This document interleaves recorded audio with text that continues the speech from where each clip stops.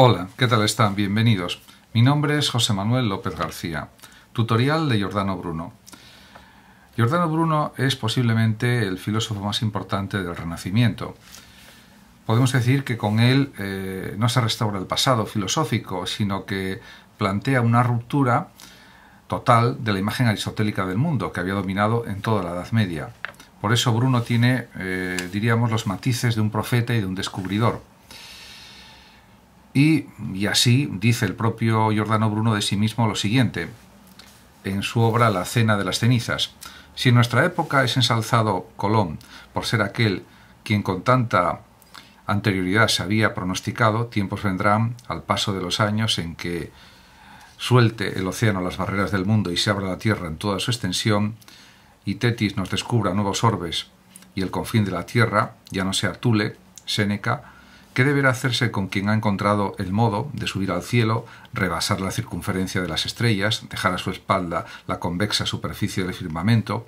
Ya no está encarcelada nunca más nuestra razón con los cepos de los fantásticos 8, 9 y 10 móviles y motores. Sabemos que no hay más que un cielo, hemos descubierto el infinito efecto de la infinita causa y sabemos que no hay que buscar la divinidad lejos de nosotros. Eso escribe Giordano Bruno. Giordano Bruno nació en Nola en 1548, ingresó en la orden dominicana en Nápoles a los 15 años y allí estudió la filosofía de Aristóteles y de Tomás de Aquino, pero también logró leer bastantes libros prohibidos de la biblioteca de su convento. Enseguida manifestó opiniones heterodoxas y en 1576 tuvo que huir amenazado por un proceso de herejía. Comenzó entonces una vida itinerante por el norte de Italia, pasando luego a Ginebra, de donde también tiene que huir por la intolerancia calvinista. Entre 1579 y 1581 está en Francia, Toulouse y París, donde es bien acogido, y elabora también su concepción del mundo. Pasa entonces a Inglaterra y en Londres escribe en 1584 sus tres libros fundamentales, que son La cena de las cenizas, De la causa, principio y uno, y Del infinito universo y los mundos, que son diálogos escritos en italiano. Después peregrina por Francia y Alemania y en 1591 se atreve a volver a Italia. En Venecia es denunciado al Tribunal del Santo Oficio, a la Inquisición, y en 1593 se fue transferido a la cárcel de la Inquisición de Roma. 7 años de cárcel y los interrogatorios consiguientes del cardenal Bellarmino no consiguen hacerle retractarse de sus doctrinas. El 17 de febrero de 1600 muere en la hoguera. Sus tesis fundamentales son las siguientes. Habla del infinito y los mundos, de la animación universal, del uno, etc. Ciertamente podemos decir que en Bruno perviven todavía múltiples elementos mágicos, se inspira además en el platonismo y el neoplatonismo a través de Marsilio Ficino y en los presocráticos, y también, por supuesto, se inspira en Nicolás de Cusa. Estuvo también interesado en el arte de la mnemotecnia, de hecho escribió una obra sobre procedimientos mnemotécnicos y en la lógica de Raimundo Lulio, pero es ante todo un filósofo de la naturaleza. Había leído la obra de Copérnico, De Revolutionibus Orbium Celestium, de 1543, en un momento en que esta obra era prácticamente desconocida por la mayor parte de las personas y se había adherido con entusiasmo al heliocentrismo copernicano. Ese fue uno de los motivos también de que fuera encausado por el Santo Oficio. Podemos decir que Bruno, aunque entendió la obra de Copérnico, no supo extraer todas las consecuencias posibles del heliocentrismo y se quedó en una visión matemática, pero que no llega a descubrir todos los entresijos de la realidad. Por eso podemos decir que Giordano Bruno no es un científico, sino un filósofo. Para él, solo la filosofía natural da a conocer el universo. Y tampoco reconoce la autoridad de Aristóteles en ese sentido. Y tampoco, a su juicio, bastan las fantasías matemáticas. Hay que escuchar lo que él denomina la voz de la naturaleza, vociferantem naturam exaudimus, dicho en latín. Por otra parte, en cuanto a sus tesis fundamentales, hay que hablar algo del infinito y los mundos, por ejemplo, porque es verdad que para, diríamos, el heliocentrismo, la Tierra no es el centro del cosmos, sino que se mueve en torno al Sol, y Bruno fue más lejos todavía, porque para él todo el sistema aristotélico es falso, es erróneo. En ese sentido, para Giordano Bruno, la bóveda celeste salta hecha añicos, el universo es infinito y en él se encuentran, según Bruno, infinitos mundos como el nuestro, también habitados como el nuestro. Esto era considerado pues una gran herejía, una total herejía por la Iglesia de su tiempo, y era algo que no se quería reconocer, esa posibilidad simplemente, pero él lo afirmaba.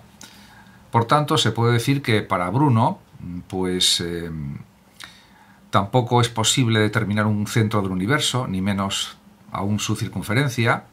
Los astros no están fijos en esferas transparentes, sino que vagan libremente por el espacio, y tampoco se puede hablar de regiones celestes como había hecho, por ejemplo, Aristóteles, ya que todos los astros, según Giordano Bruno, y en esto pues anticipa al siglo XIX y al siglo XX y al XXI, todos los astros se componen de los mismos elementos fundamentales. En este sentido, podemos decir que Bruno pues, realmente inicia pues, una auténtica revolución en la concepción del universo, del mundo cerrado, por ejemplo, aristotélico, tolemaico, etc., al universo infinito, según la expresión utilizada por Coiré. Pero también es cierto que en realidad, pues ya antes de el propio Giordano Bruno, pensadores de la talla de Nicolás de Cusa, el inglés Thomas Digges, hablan del infinito, pero para Cusa el infinito es Dios, y el infinito estelar de Digges es la corte de los ángeles celestiales y el habitáculo de los elegidos. Pero podemos decir que con Giordano Bruno todo esto cambia y se comienza a afirmar la infinitud del universo en sí mismo, estableciéndose así un esquema o boceto de la cosmología dominante durante los últimos siglos, algo señalado también por Coiré. Por tanto, pues podemos decir que realmente esto es algo esencial.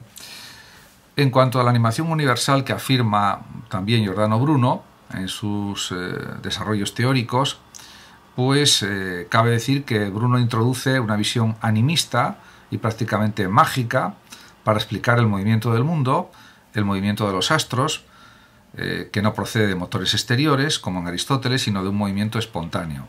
Todo está animado por una especie de alma y el universo es como un gigantesco animal, según Giordano Bruno. Y además, siguiendo los planteamientos platónicos, Giordano Bruno insiste en que hay un alma del mundo. Recuérdese, por ejemplo, al neoplatonismo de Plotino y a Platón, que todo lo anima y mueve. Y en ese sentido, pues está entera esa alma del mundo en todas las cosas, nunca se cansa de provocar nuevas formas en la materia, que es la causa de todo, y también pues es algo inmanente al mundo, el alma del mundo, y puede llamarse también principio.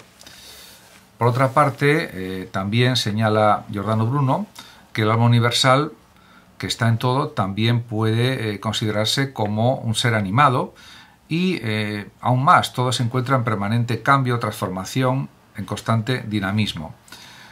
Por eso, para Giordano Bruno, la materia que hay en las cosas contiene todas las formas y es incorruptible. Y por eso, por medio de la acción del alma del mundo, de manera sucesiva y por cambios, permutaciones, todas las cosas permanecen no bajo el mismo rostro, sino cambiando de aspecto, cambiando de faz, utilizando la terminología de Bruno.